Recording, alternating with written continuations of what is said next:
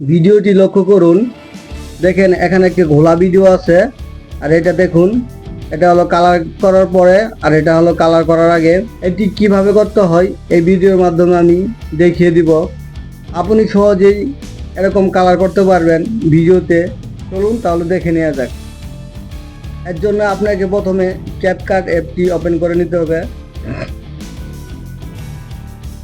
চলুন ক্যাপকাট অ্যাপটি ওপেন করি।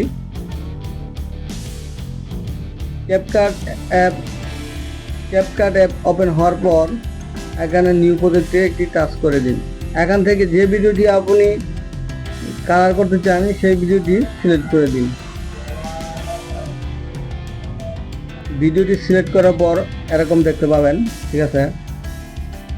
তো আমি শুধু কালার গ্রেডিং দেখাবো, এর জন্য আপনাকে চলে যেতে হবে এখানে ফিল্টার অপশন, ঠিক আছে। ফিল্টার অপশনে কি কাজ করবে, এখানে অনেকগুলো পেইড ভার্সন এবং ফ্রি ভার্সন পেয়ে যাবেন।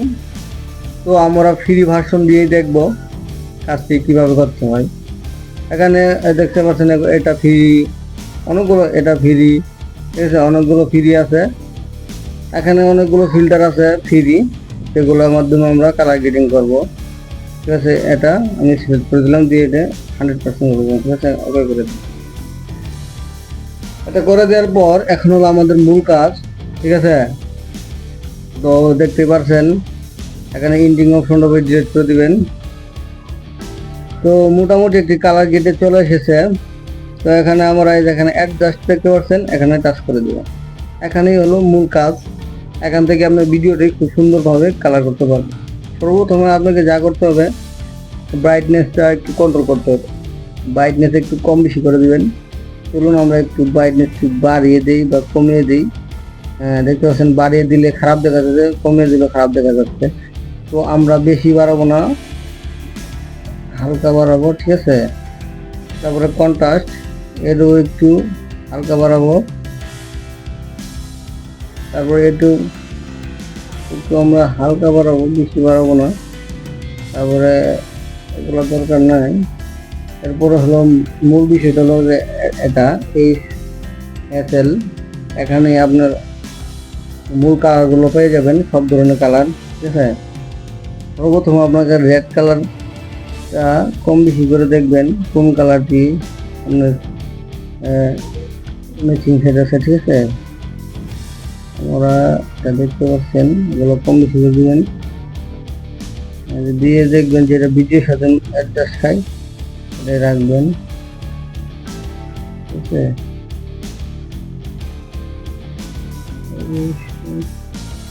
বেশি দেওয়া, ঠিক আছে। হলুদ কালারটা একটু বাড়িয়ে দিব।